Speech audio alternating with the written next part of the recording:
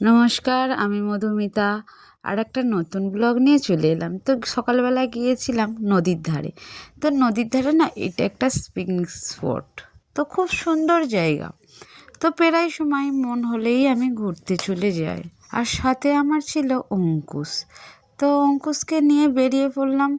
বলি যে এই জায়গাটা ঘুরে আসি। দেখো রাজহাঁসগুলো কি সুন্দর শুয়ে আছে।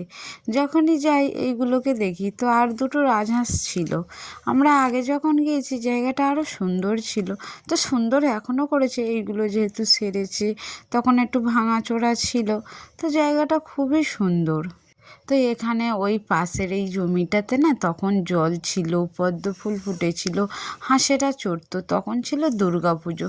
তো দুর্গাপুজোর সময় এখানে দুর্গা ঠাকুর ওঠে। ওই কিছুটা দূরেই মন্দির আছে, মন্দিরের ওখানে দুর্গা ঠাকুর ওঠে। আর ছেলেকে বলছিলাম, দেখ এই গাছগুলো না বাবা কি সুন্দর ফুল ফুটেছিল, তো কোনো গাছেই ফুল নেই।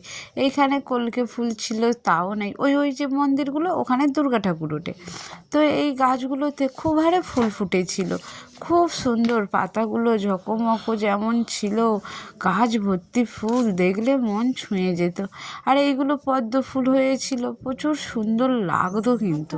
তারপর দেখছেন যে এখন সুন্দর করে করেছে, যেহেতু অনেক লোক আসছে পিকনিকের জন্য। তো ওইদিকে যারা পিকনিক করতে আসবে তাদের জন্য রান্না হচ্ছে। ছেলেকে বলছে ওদিকে যাস না বাবা, চলে আয়। তো আমরা এমনিই ঘুরতে যাই। আর এখানে দেখো, ওইখানে আগে সিনেমা হতো। তো এই জায়গাটাতে মানে খুব সুন্দর একটা পোল করা আছে। ওখানে তো আগে দু সাইডে পদ্ম ফুল হতো। এই যে দুটো পুকুর আছে দেখছেন, এখানে পদ্ম ফুল হতো।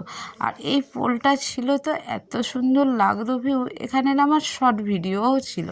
তো এইখানে বসেছিলাম ছেলেটাকে নিয়ে, একটু যেহেতু আমি মুড়ি ভাজাতে গিয়েছিলাম। এখানে নায়ক নায়িকাদের ছবি দিয়েছি, কেন জানি না। তো সবাই আসে, মানে এখানে কি হয়, ওখানে হয়তো অনুষ্ঠান হয়, সবাই নাচানাচি করে। তো সেই কারণে ছেলেকে বললাম চ বাবা আমরা ঘরের তো রওনা দিই। তো ওই জায়গাটা, ওই যেটা দেখছেন খড়ের চারদিক দিয়ে ঘেরা আছে, তো ওইখানটায় বসেছিলাম কিছুক্ষণের জন্য। তো ভাবলাম চ বাবা আর বসে থাকবো না, ঘরে চল যাই। বলে দেখো এই জায়গাটা আসছি, আর এই রাস্তা, এই গেট। তবে প্রচুর লোক এখানে পিকনিকের জন্য আসে। আর ও তো এর ভিতরে আমাকে থাকতেই দিচ্ছে না, মা ঘরে চলো, মা ঘরে চলো। তো দেখো এখান থেকে উঠলেই সামনেই নদী, রাস্তা, খুব সুন্দর জায়গা। বাইরে থেকে যত লোক এদিকে আসে, আর আমরাও ঘরের কাছাকাছি, আমরাও ঘুরতে যাই, বলবো না যে ঘুরতে যাই। তো এর থেকে বেরিয়ে খুবই শান্তি পেলো, মনে হচ্ছিল ওর ভিতরে ওর খুব কষ্ট হচ্ছে। তো এসে নদীর ধারে বসেছিল, নদীর একটু হাওয়া ঢেউ সবারই ভালো লাগে।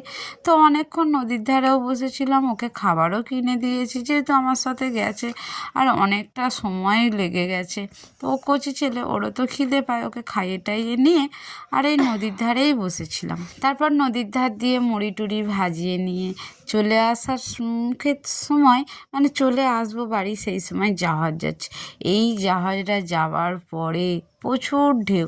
তবে কার না ভালো লাগে নদীর ধারে বসে এই রকম একটা জাহাজ যাচ্ছে দেখতে, ভাল লাগে না বলো?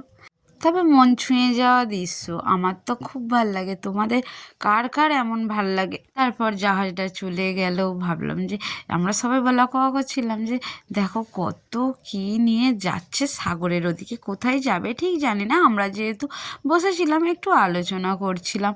তারপর দেখো ওই মানে জাহাজটা চলে যাওয়ার পরে এত হারে ঢেউ হচ্ছে, মানে বলার মতন না। তবে নদীর ধারে এলে এই যে ইটগুলো দেখছেন, আমাদের এদিকে পাড় বাঁধার কাজ চলছে। আর এটা ফলতা নদী। তোমরা কেউ জিজ্ঞাসা হয়তো করবে যে এটা কোন নদী, এটা ফলতা নদী। দেখো ওই জাহাজটা চলে যাওয়ার পরেই এই ঢেউ দিচ্ছে। এরপরে দুটো জাহাজ যাওয়া আসা করেছে নদীর মধ্যে, বড় বড় জাহাজ এখান থেকে যাওয়া আসা করে। এরা এখান থেকে কলকাতার দিকে যায়। আর আমাদের এটা হচ্ছে ফলতার নদী। তবে খুব সুন্দর, ভালো লাগে। মানে এই নদীটার কাছে এলে খুবই ভালো লাগে এই ঢেউয়ের সময় ভিডিও করা। আমরা খুব যাই নদীর ধারে। আর এক সময় আমি তো এই নদীর ধারে মানে খুব হারে ভিডিও করেছি। কিছুদিন শরীর খারাপ হওয়ার কারণে আর নদীর ধারে যেতে পারিনি। তারপর পড়ে গেল প্রচুর হারে ঠান্ডা। আর আমার তো আজ একরকম শরীর, কাল একরকম শরীর, এরকম খারাপ হতেই থাকে। তো যাই হোক, তো শরীর ভালো থাকলে ভিডিও তো করতে যেতেই পারবো। আর তোমাদের এই নদীটা দেখে কার কার ভালো লাগছে একবার জানিও। আর ভালো লাগলে এদিকে আসতে পারো, আমার সাথে যোগাযোগ করতে পারো যে মধুমিতা তোমার বাড়ি। তারপর নদীর ধার দিয়ে এসে আর ভিডিওটা কন্টিনিউ করতে পারিনি, যেহেতু আমার ছোট ছেলে। আর করেছিলাম একটু ফ্রাইড রাইস, আগের দিন বাজার করে নিয়ে এসেছিলাম, ছেলে খাওয়ার ইচ্ছা হয়েছে তো ফ্রাইড রাইস, আর করেছিলাম নিরামিষ আলুর দম। আর ফ্রাইড রাইসটাও একদম নিরামিষ, আর আলুর দমটাও একদমই নিরামিষ। তবে এত সুন্দর স্বাদ হয়েছিল বলার মতন না। তো যাই হোক, ভিডিওটা কেমন লাগলো, আমার ভিডিওটা দেখে ভালো লাগলে অন্তত একটা লাইক করে যেও। মানে সবাই ভালো থেকো, সুস্থ থেকো। Thank you.